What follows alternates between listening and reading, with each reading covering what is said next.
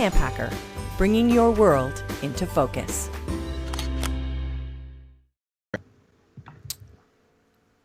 Hello, Camp Pros, and welcome to the Camphacker podcast. My name is Travis Allison. I am a co-founder of Go Camp Pro and founder of the Summer Camp Professionals group on Facebook. Welcome to Camphacker. Hi, my name is Dan Weir. I'm the Director of Camping Services at Frost Valley YMCA. I just finished up my 20th summer here. Frost Valley is a year-round camp conference education facility, so we always have guests, and we served over 40,000 people this past year. And my name is Gabrielle Rail. I'm one of the camp directors at Camp Oro. Camp Oro is an all-girls camp situated in the Laurentian Mountains, and we focus on positive girl community. And my name's Joe Richards. I'm the executive director at Pierce Williams Christian Center, located in Fingal, Ontario, about halfway between Detroit and Toronto. And welcome, everybody. The team's all here. It's great to have the three of you back on. We had a great show last week, but looking forward to many more conversations with three of my favorite people in camping. So today we are going to get onto an issue straight away.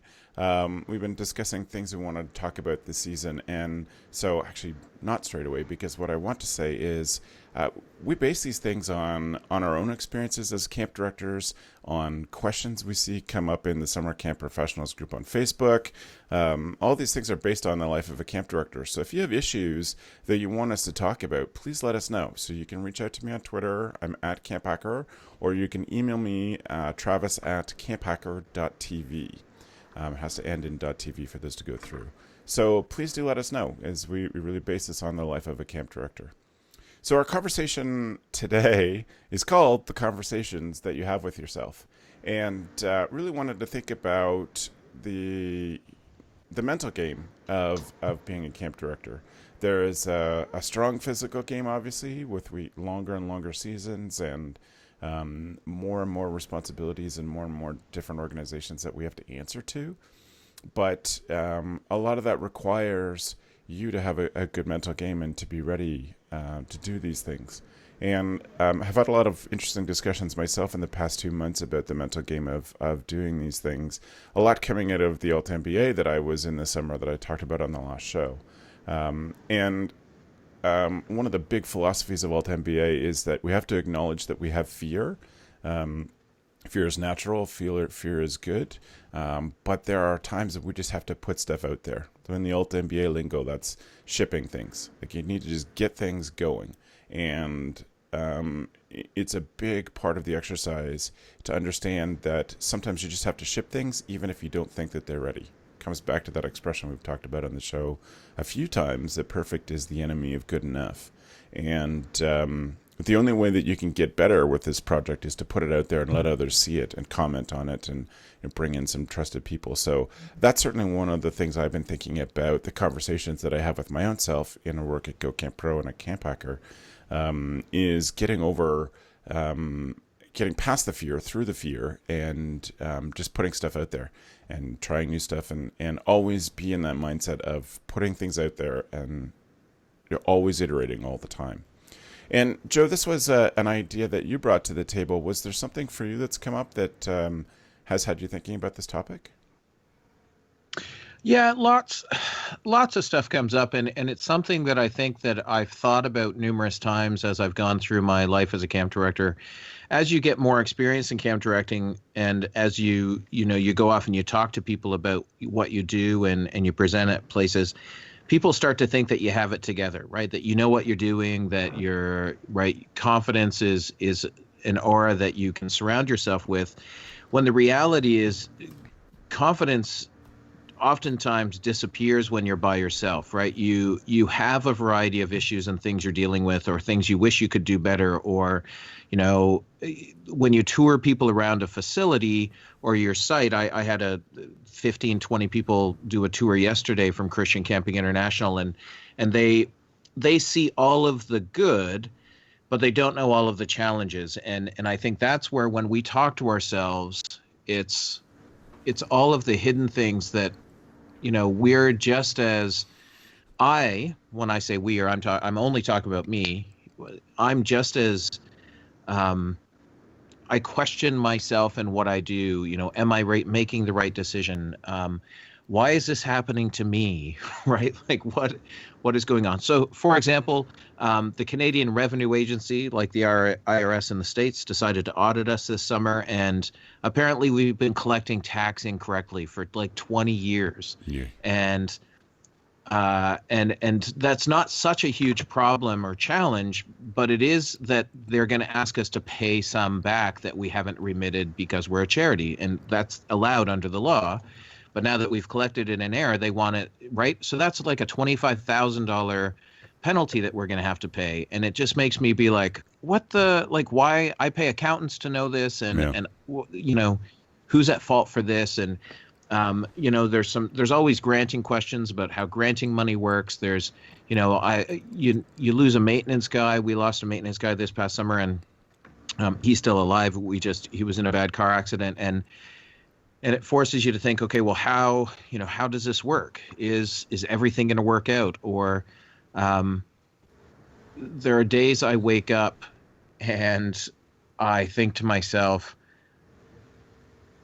what if I just don't want to go to work today? Mm-hmm. Right? Like, as much as I had this conversation over Canadian Thanksgiving, I was camping in Michigan with a friend, and Dave said to me, I said, we got talking about jobs, and he does his marketing stuff, and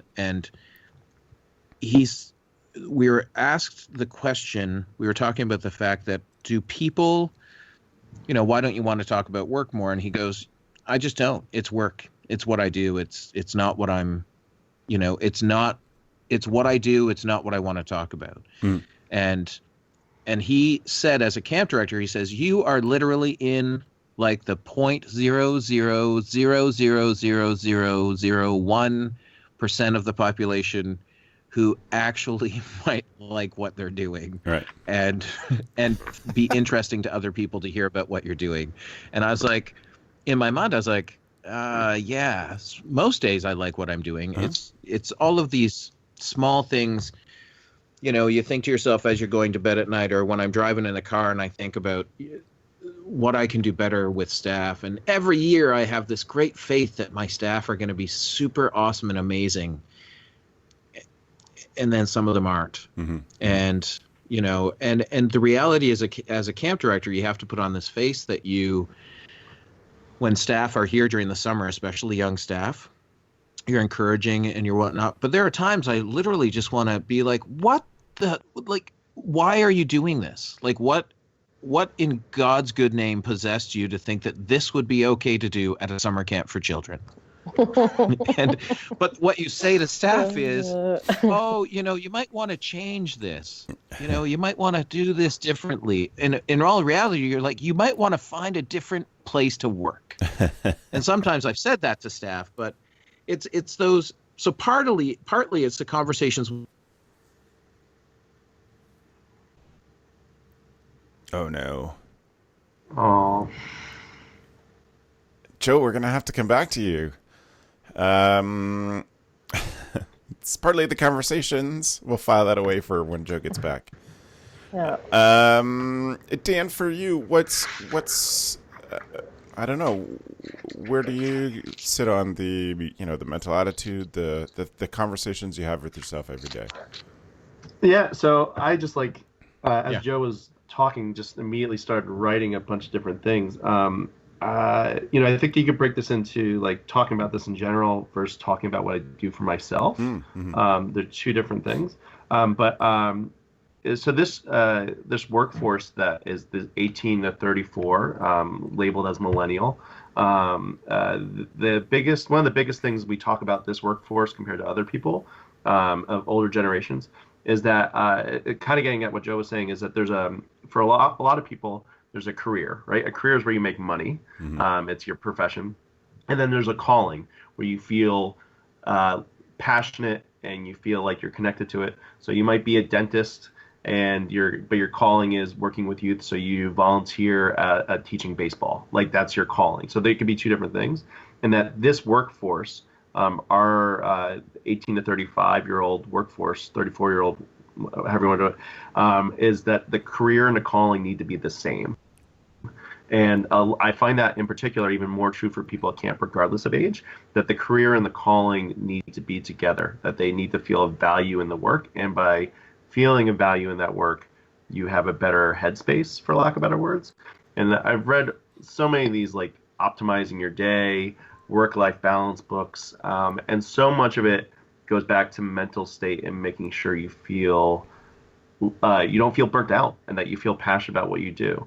And your motivations change as you get older, or as you have paradigm shifts, as you have children, or in case you have to take care of a relative or somebody that falls ill, or you need more money in your bank account, or you need a greater sense of purpose and a drive to get out of bed in the morning.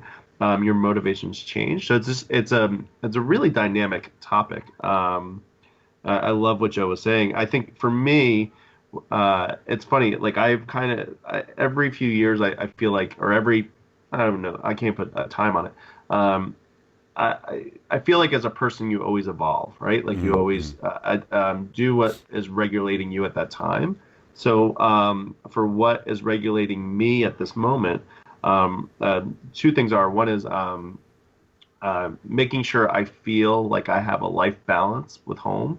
So making sure that when my family says they need me, that I'm there for them. So that way it doesn't play on my head later on, and reprioritizing my work, so I could be there for them and be present, and being creative with that, but also being honest and saying, okay, I'm going to be away this day, or I'm going to be away this day, and just having that clear communication. It definitely eats at me when I don't see my kids for 9 weeks during the summer, and making sure I feel that connection. So that's having that life balance is a huge thing for me.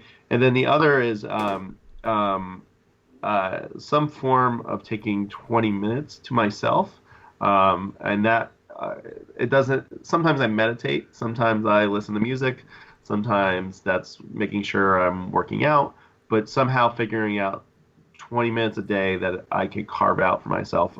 Sometimes my kid falls asleep when I'm putting her to bed, and I just sit in that room for another 20 minutes. Mm-hmm. And sometimes I listen to music, and sometimes I read stuff online, but it's just making sure I get 20 minutes for me, I find really helps me unplug from the minutiae that my job and my life can be sometimes. If you're constantly just thinking about things and not unplugging from it, I feel like my efficiency's down. I feel like I gravitate towards more negativity. So just 20 minutes. It doesn't actually have to be sitting in silence meditating, but sometimes it's just putting on David Bowie. But 20 minutes a day. Those are the two things that are really working well for me. But overall, this ties back to Maslow's hierarchy of needs, which I think we've talked about on this program before. It's if you're doing any outdoor camping program, outdoor living skills, it's a great hierarchy. But I really recommend everyone at least going to Wikipedia and looking at the GIF of that, the image of that. It really, that's whenever I'm lost, I go back to Maslow and that hierarchy, and making sure that I'm taking care of my body, making sure I feel safe, making sure I have a sense of loving and belonging. Making sure that I feel good about myself as a person, and then making sure I recognize all these things as well too. That's just essentially the hierarchy, but it's a great starting point for a conversation with yourself. Yeah, right on. So, Gab, what are the conversations that you have with yourself?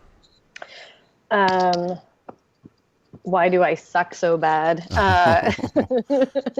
It's hard because it's such a broad it's such a broad job, and it's kind of it's almost you need to be able to be great at everything for things to succeed. And so often in my head I'm like, why do I suck at this? I wish I was at this better and I could do that better. And I think that's sort of sometimes the pressure that we put on ourselves. And I know, like, okay, yes, be mature, and then sort of, tell yourself, well, look at what I'm good at here and there and those type of things. But I think what happens is that the responsibility is so great, and you want to do such a good job that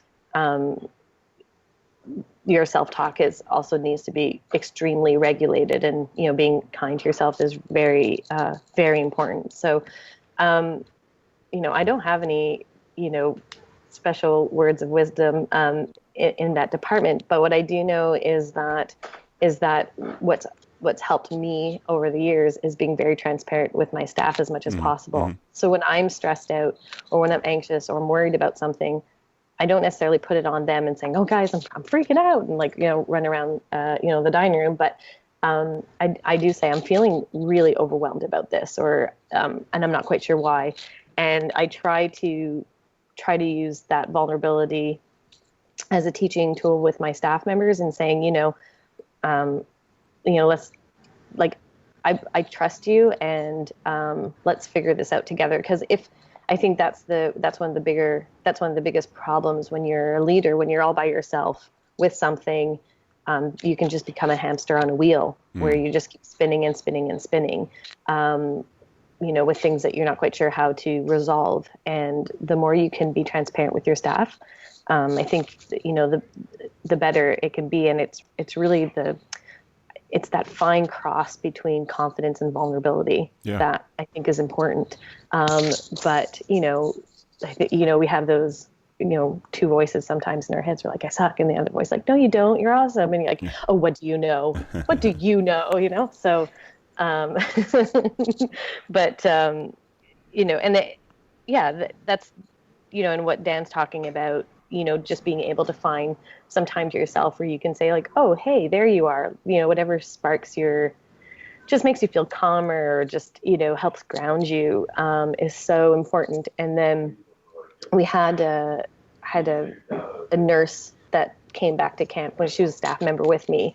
And now she's a nurse, and she came back to camp, and she said she remembered one year where we were all missing, we were almost out of hot dog buns, and it was like people were freaking out. Oh my God, hot dog buns! How are we going to get the hot dog buns? And then somebody went to the store and got hot dog buns, and then came back, and that was that. And she was saying, at the hospital, she basically sees an open chest and a heart beating, and that's a big deal. And so looking at what sort of a little bit the perspective, which my theme for this summer was perspective. There was a lot of trying to keep perspective, but it's that internal monologue and trying to regulate it, I think, is important, and having that perspective and being transparent with your staff is extremely helpful for me anyways. Right. And I would have picked this as a tool of the week, but I haven't actually read it. But Brene Brown's newest book, it's just 3 in a series, and the one that she's most famous for is sort of the middle one, which is about vulnerability. And I think what you're talking about, Gab, is a lot of vulnerability. Yes, I can still lead and be vulnerable to you. In fact, I can lead better by being vulnerable to you. And sometimes that's a hard conversation with yourself.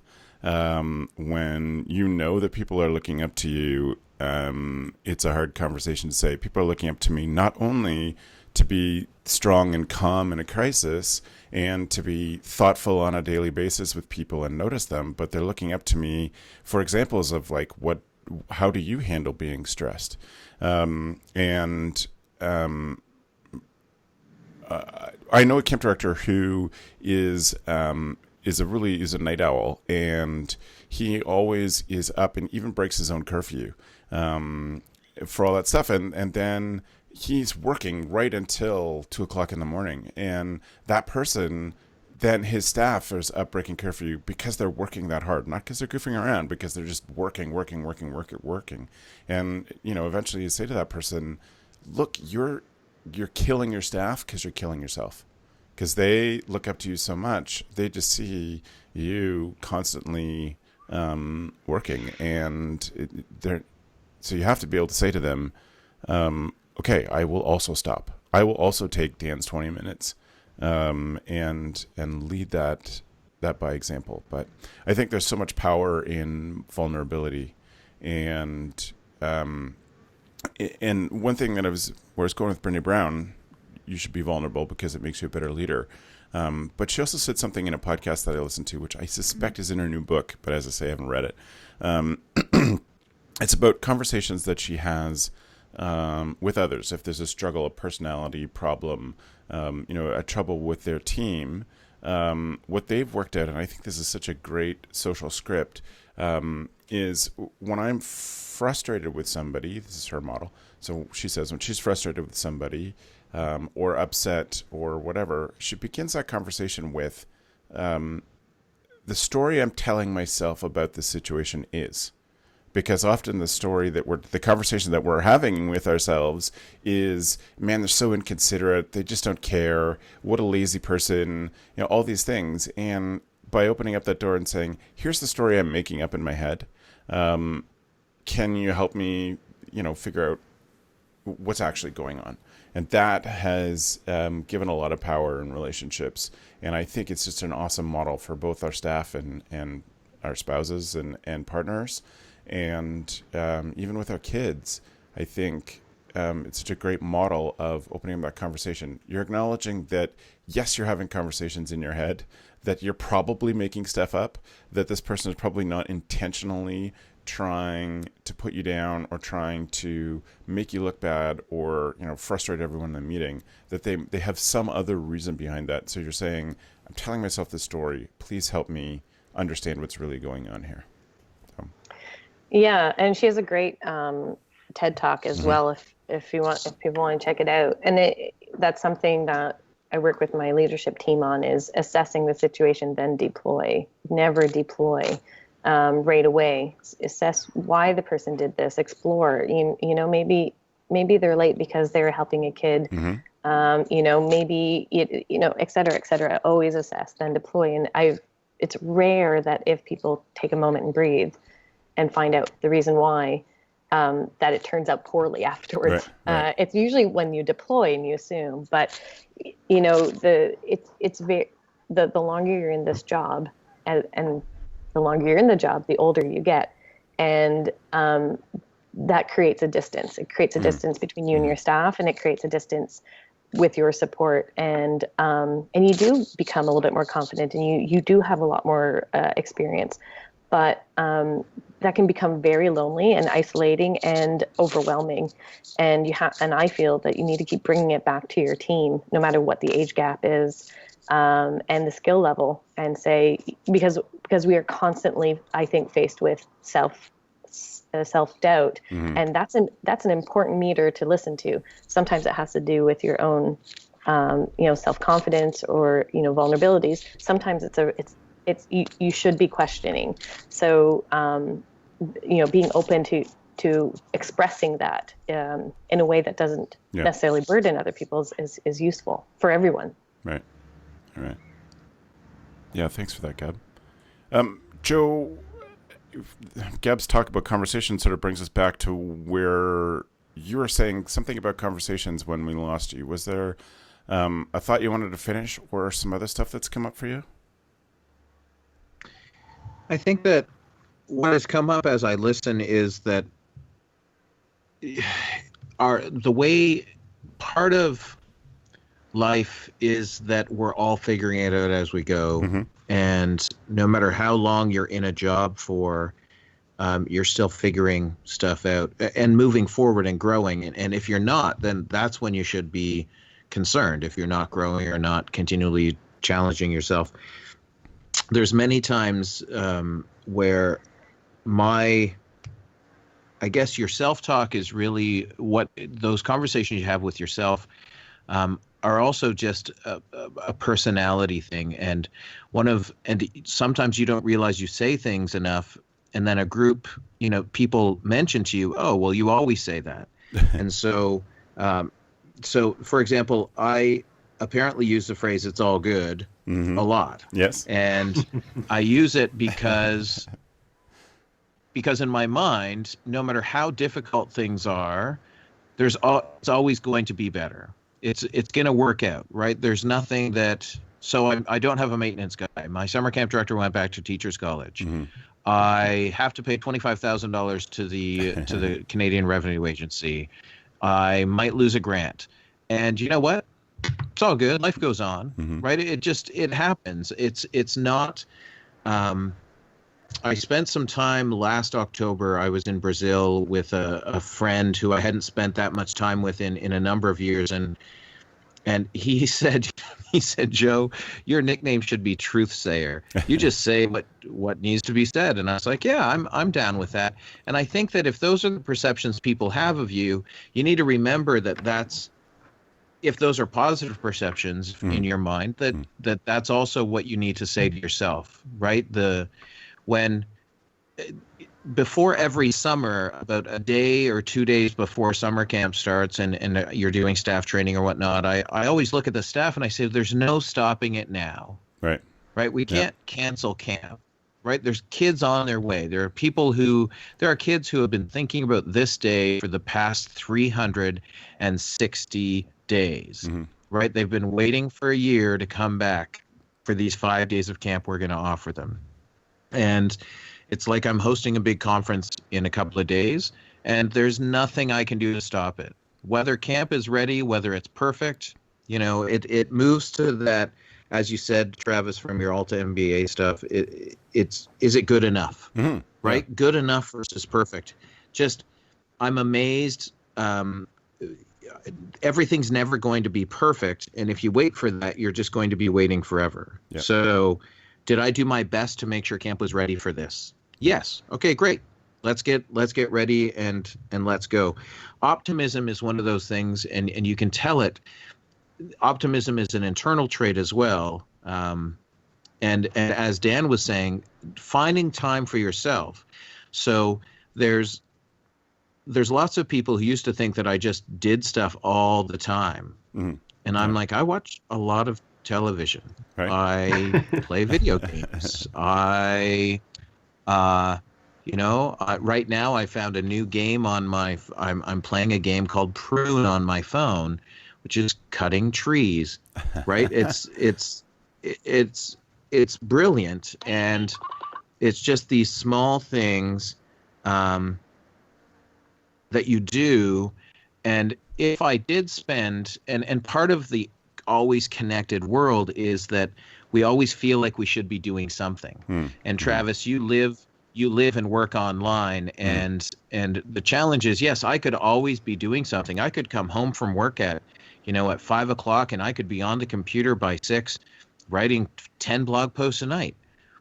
If I had the desire, or if I had the need to, right? It's the challenge when we check Facebook and we see other people's lives and we compare ourselves to that, or my kids on Instagram and they're comparing themselves to other people's photos. And I'm like, you know what? Let's just go and do stuff and not worry about, let's create the memory as opposed to reliving that all the time. So yeah. I think that your own personal, what you espouse out to people, and the reality is,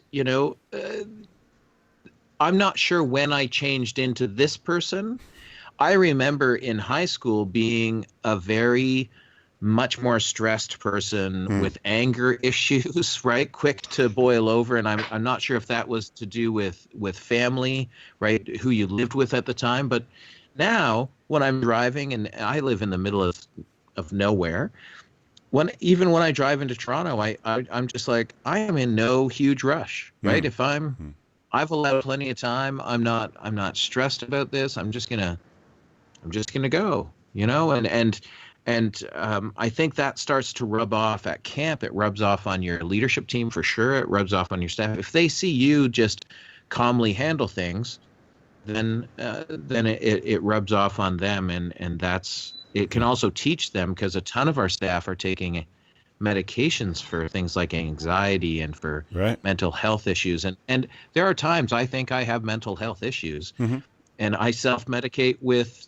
TV and video games and buying a clear see-through lock so I can practice lock picking, right? Just small things. Right. Awesome. Well, Joe's going to become, in 3 podcasts from now, we're going to hear about Joe breaking into someplace. We heard it first here. Right on. if I break into some place, it's probably going to be the medicine cabinet at camp when you lose the key. Oh, that's annoying. Yes. Yes. Take the hinges off. Come on, you don't know. No.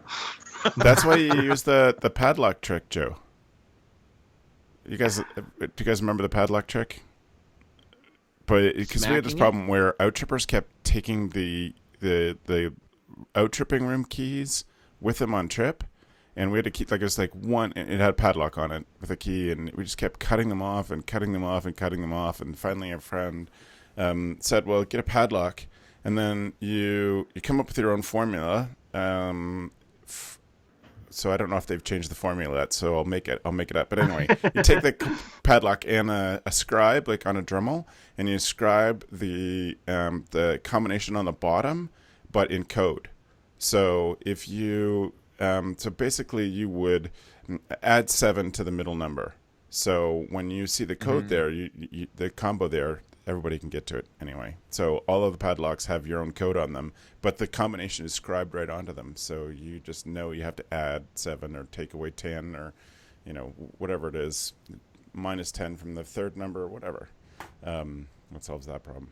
So I'm glad we can solve real problems here, Joe. Yeah, and I think also, Travis, to that, I've toured a lot of camps in North Carolina last spring, and Master now makes a 4-coded padlock that you can change the code with a little key. Right. So literally I'll walk up to the program shed, and in the middle of the week I'll change the code so nobody else knows it. And then the program director has to come and find me and say, "What's the new code?" And I said, "Oh, okay, well, this is the new code." And she would ask for it to be changed so that numerous people wouldn't. Yeah. She's like, "Too many people know it. Can you change it?" Yeah. And that's why I can't get into anything. And I asked my 17-year-olds, I'm like, how do you get in here? How's this work? Dan, I think you got something on your mind. There was just a few things Joe was saying. When we talk about online, there was a Portlandia episode where they go on a date. And they just take pictures, and they have a miserable time, but they take all these great pictures, and they talk about how you crop out the sadness. And I think that's something where camp professionals, they're moving. I think if you are doing this as a career, part of the reason you're able to do it is because you can balance many plates at one time. And I think it's important to remember that your operation will survive without you in the short term, but it will not without the long term, and you need to do whatever you have to do to preserve yourself for the long term. But it's funny, I think a lot of the discussions we've been having go back to that opening, Travis, that you said about fear. I think the things that the conversations I have with myself a lot of the times when thinking about work are fear related. It's, how would I deal with this? How would I deal with that? Or how will this play out? I think, there's a great book called The Fifth Discipline where they talk about how you want to build a mental model for what you could expect. And by building a mental model, you could basically predict or how you'd handle the situation. So that situation might not ever play out like the mental model you built, but at least you feel like you've walked down it a little bit before. I find myself doing that a lot with issues and concerns that I have, and sometimes I worry about nothing things that turn out to be nothing, and sometimes I worry about things that are down the pipe. But I find building a mental model on staying solution based is often how I combat fear, and not for me. And I try to always pivot into, okay, well, if that's an issue, how would we tackle that? And sometimes it takes months to get to that, but it's just chipping away at it and not making it such a giant issue. Yep. It's interesting. It's I find a lot of the conversations I have with myself go back to how regulated I am. The more relaxed I feel, the more at home I feel with what I'm doing, or just like my to-do list can be a mile long, but if I know what order I'm going to go in, it's okay. I find that's for me a lot of times the conversations I have with myself. I also try not to let my to-do list become my biggest crippling fear as well too. But yeah, it's it's interesting. It's something where I think the camp industry. No. We keep having all these revelations and keep cut off. Those things that you There you go. are. All right, Oh, Dan, boy. we lost you at the camp industry. Are you back?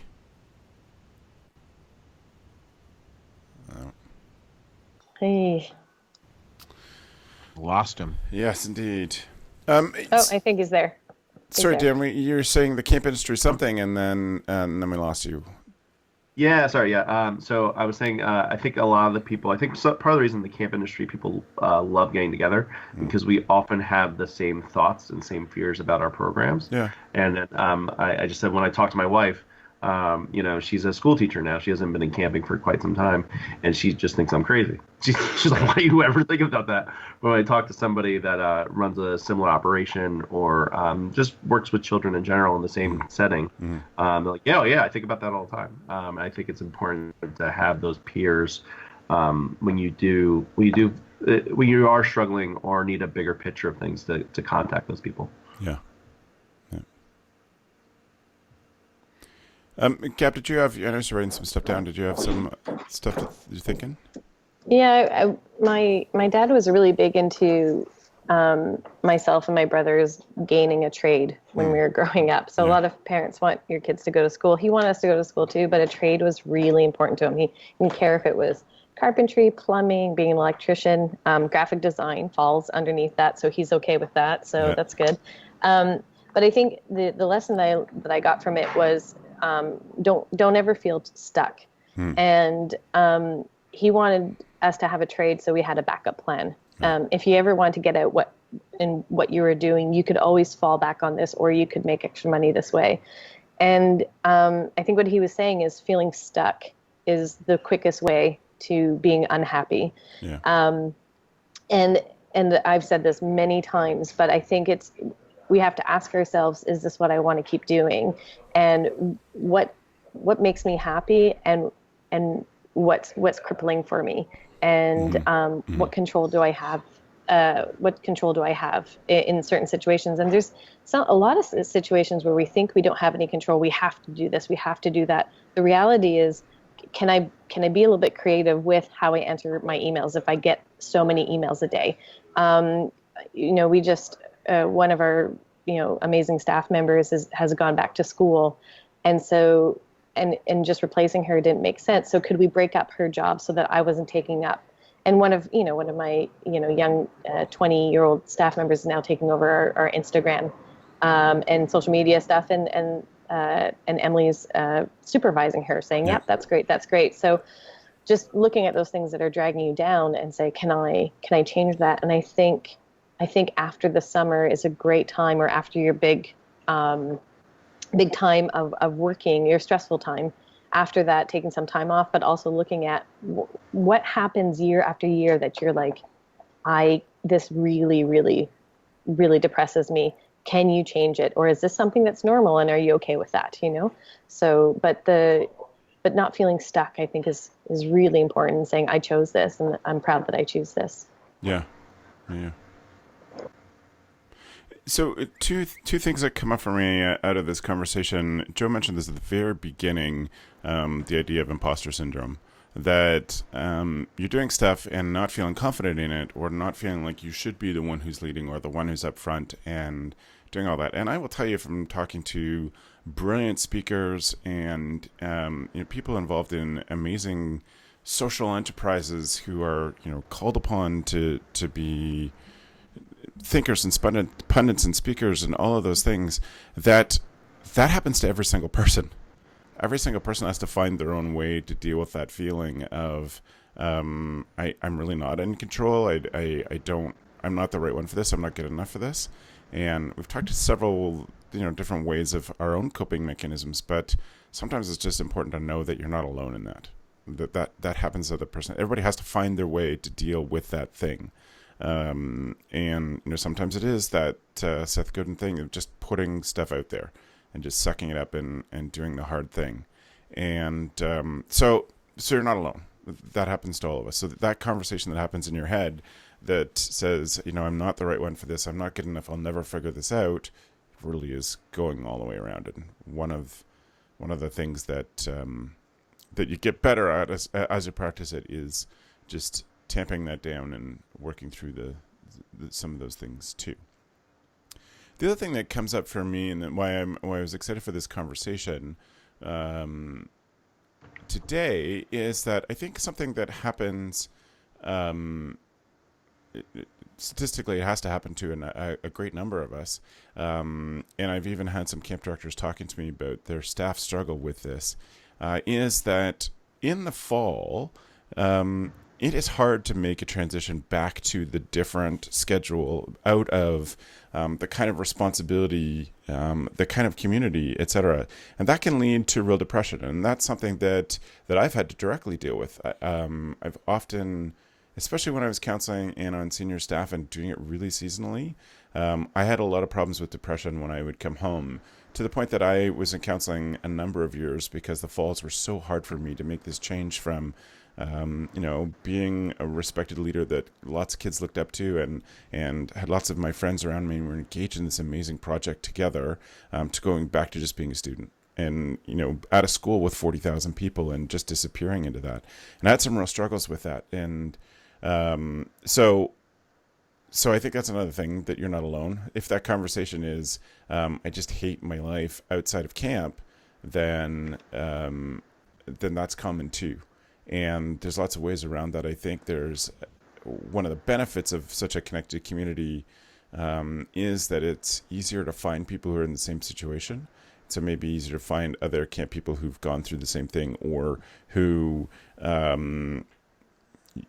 going through it and just can sort of be there with each other as you make that adjustment. So I think that's a tough conversation that happens sometimes in our own heads too, is 2 days ago I was very important, and today I'm not important at all. And even as a camp director, as the seasons change, you might feel some of that stuff each time the season changes.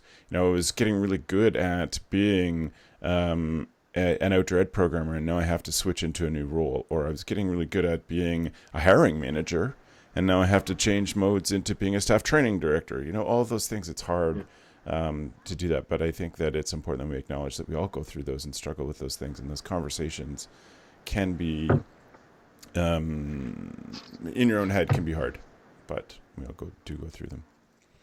So I want to wrap this up in just 1 minute, but I'll give each of you a couple minutes to wrap up if you have any final thoughts. Gab, is there any other things that you'd like to say to folks when you're thinking about the conversations in your head? I think it's a great topic, and it is important to reach out. And obviously, if you're listening to this podcast, that's one of the steps that you're doing. There's so many people that do want to share, and that just can just help with insight into yourself and into others in your community. But we all struggle, and it doesn't matter how much experience you have. But definitely reaching out is a great one. Awesome. Right on. And Joe, how about you? I think that we just need to, knowing that this is the same thing that everybody goes through, I think that's valuable. I think that the things we say to ourselves as a camp director, how frustrated we get with some people, and how we question our abilities, I think that's all natural, and I think that's part of being more resilient and growing grit within ourselves so that we can become better people. So knowing that it happens to everyone is a huge part of accepting that it happens to you. Yeah. Dan? Since Travis labeled me the sports person in the podcast before we started, I'll talk about a sports analogy. So this is from Lewis Howes, who wrote the book The School of Greatness, and has a podcast on School of Greatness, and he's very big. He was an athlete, and then he more went into leadership. But he did a little segment on his podcast about how we can't operate at a full steam all the time, and it's okay to have periods of time where you're ramping up, and then you are in, he labeled it as your playoffs where you're in high function Right. mode, and then to come down and to have that decompress and to take that time to celebrate, take that time to know that review what your performance, but also just to not get upset with yourself when you're not always in the playoffs and not always moving that high speed. And I think that's a great analogy for camp. I think the fall, I every fall obviously become introspective, but try to make myself some tangible goals just to keep myself chugging along. And then by the time I hit January, it's the autopilot of like recruit, build capacity, and go.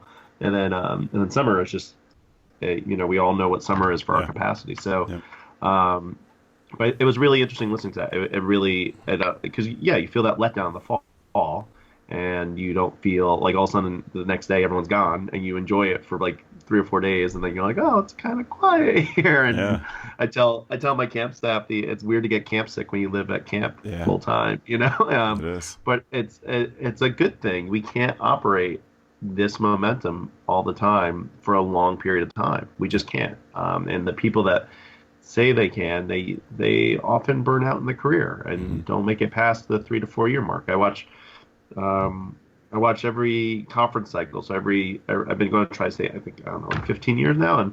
And you watch like every 3 to 4 years, a group of people cycle out and another group of people cycle in. And it's okay. Part of it's the rhythm of it, but it's natural, and to embrace it a little bit more. So. Yeah.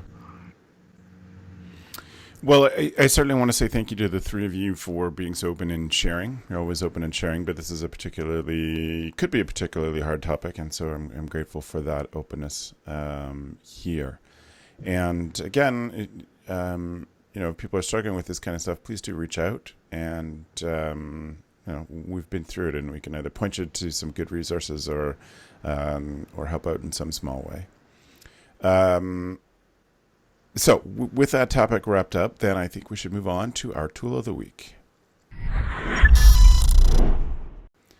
So this time of the podcast is always the time where we share something that helps us be a better camp director. It can be big or small.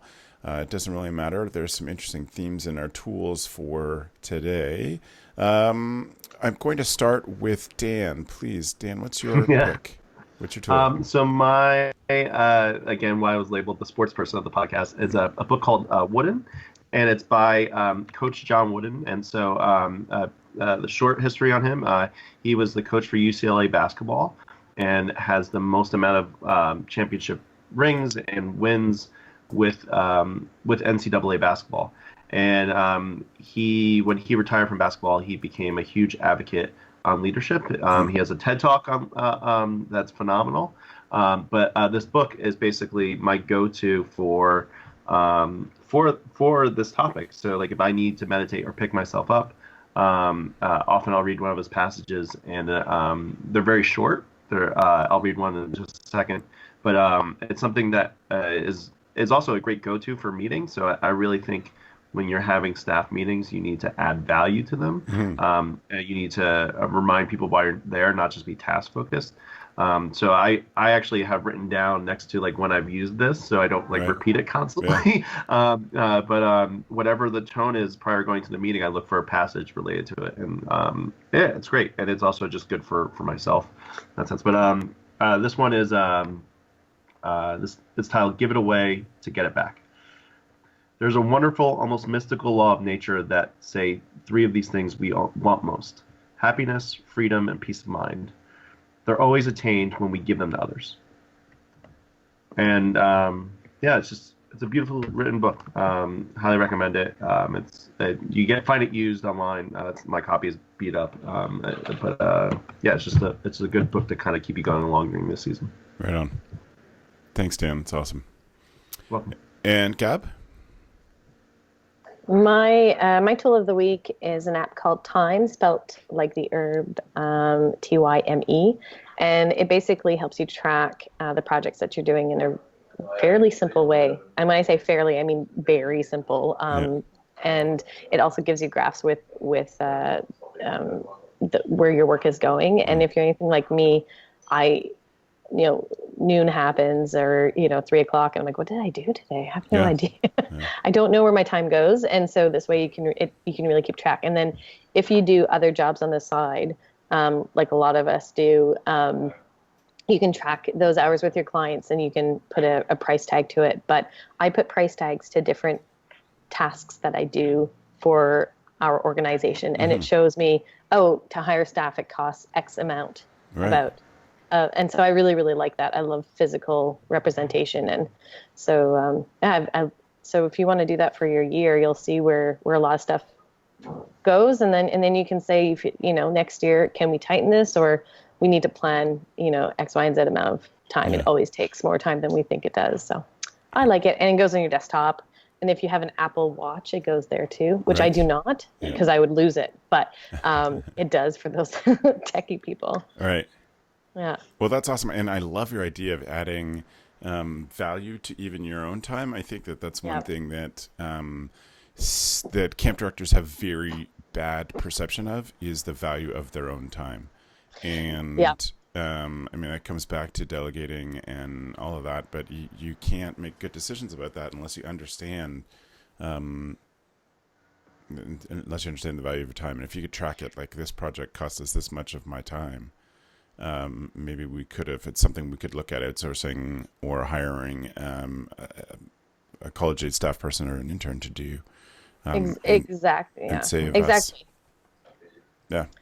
Well, and my parents are, their fun time is piling wood. So that's family time, is cutting wood and piling it.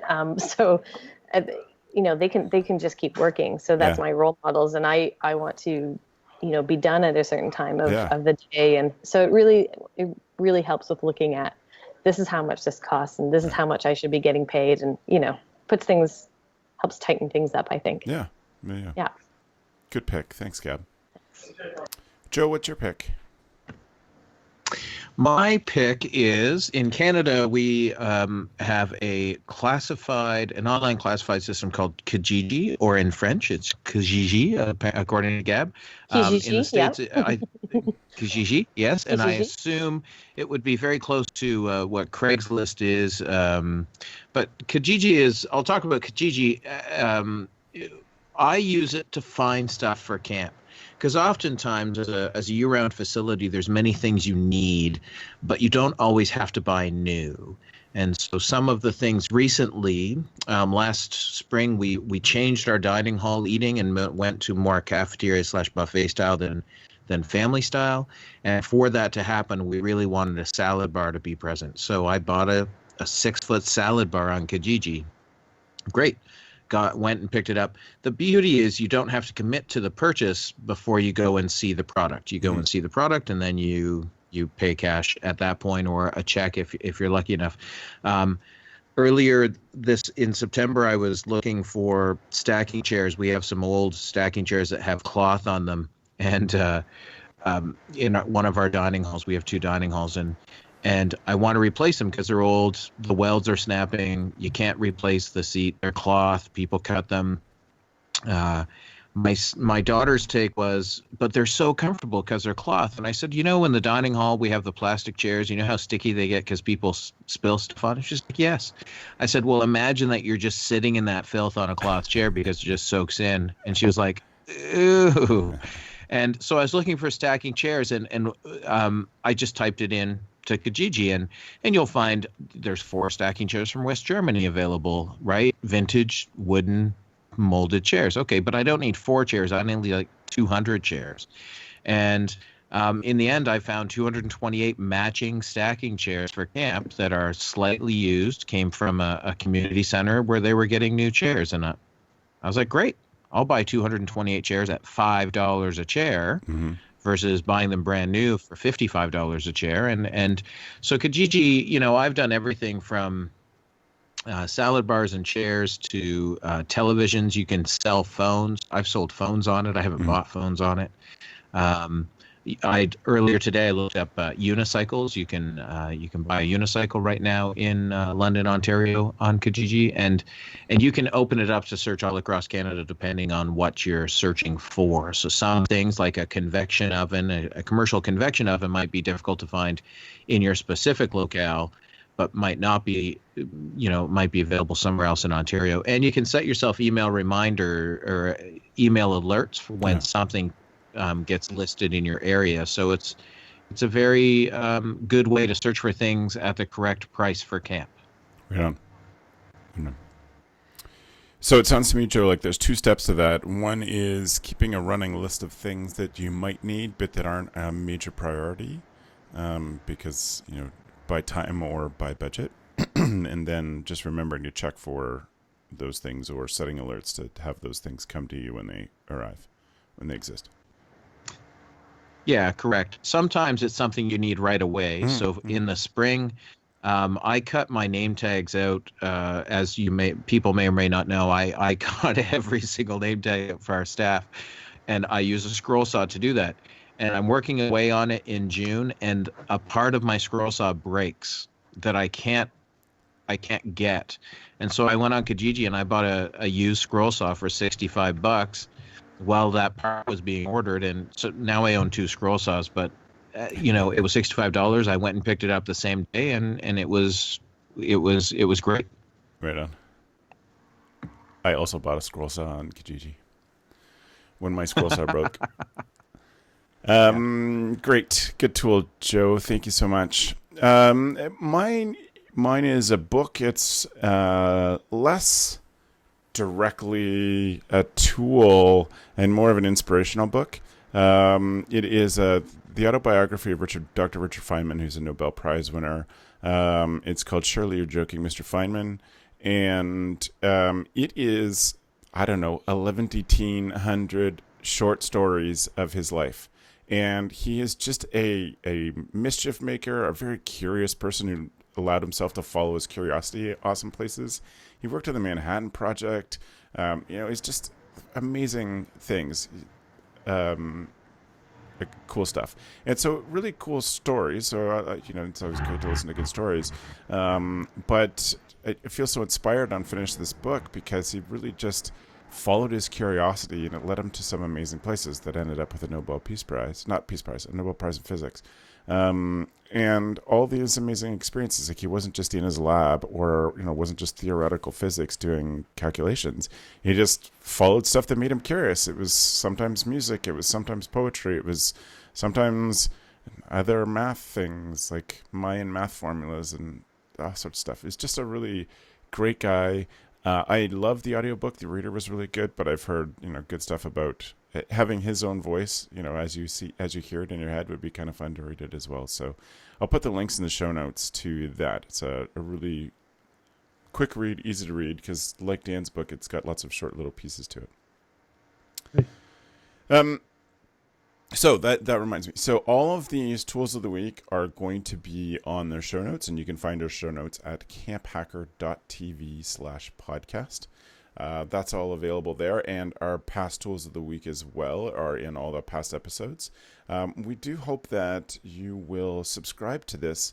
If you listen to it through your browser, through the Camphacker website, we hope you'll use a podcast app on your phone and subscribe to us. That way, when they'll be downloaded to your phone for free automatically. So when we do things like take a 5-month sabbatical so everybody can go to camp and work hard, and then we come back all of a sudden, you'll get the next episodes for free and be notified from us when they're there. So encourage you to do that. The last thing I would say is that if you heard some great stuff today from these three guests and stuff that inspired you, we hope that you will take a moment and go to iTunes or your Stitcher app or whatever you use to listen to podcasts and leave us a little review. Leave us an honest review. That's all I'm going to say. Leave us an honest review. It's really helpful and helps other camp pros find us if you've done that. So one thing that I meant to say last episode and forgot, but I'm excited to say that there are a couple of new interesting podcasts in the summer camp world, and they are less from the perspective of Camphacker or Camp Code, for summer camp professionals, but they're really interesting because they're fun stories, and they're doing really well. They've got lots of episodes out, so they came out this summer. I would encourage you to check out Campfires and Color Wars is one. and the other one is called Happy Campers. And you want to hear probably a different perspective on camp than your own, other people's good camp stories, as we all love sitting around and telling camp stories. They're both really fun, so I would encourage you to check out Campfires of Color Wars and Happy Campers. They're both really good camp-related podcasts that are come out. If anybody else knows of other ones or is putting out, the Business of Camp podcast, the same style of the ones that we do, please let us know. We'd love to feature you on here and maybe have you on for an interview. So I thank you to those who are watching here on YouTube, or if you're listening in your car while walking the dog or doing the dishes. We're grateful for your ears. I really do want to thank my 3 co-hosts for their the things that they shared. And if you want to follow up with them, and we'll give you a chance to find out how to do that. Joe, how do we get in touch with you if we have some follow-up stuff? Well, to get in touch with me, you can visit our camp website, campisbetter.com. That'll show you what Pierce Williams is doing, and you can get my contact info. Or you can just check out my own website, yoyojoe.com, yoyojoe.com. And Dan? So I work at Frost Valley YMCA, so that's frostvalley.org, and you can contact me through there. And then also you can find me at danlovescamp.com as well. Perfect. And Cab? You can check out where I work at waro.com, and you can follow me on Twitter and Instagram at Gabrielle Rail. Fantastic. So great to have the whole team, the original team, back. We're looking forward to doing many more shows, and there'll be a whole bunch that come out this fall, so we've got some big plans. So thank you very much again for watching and for listening, and I want to close by saying thanks for the evening, friends. Done.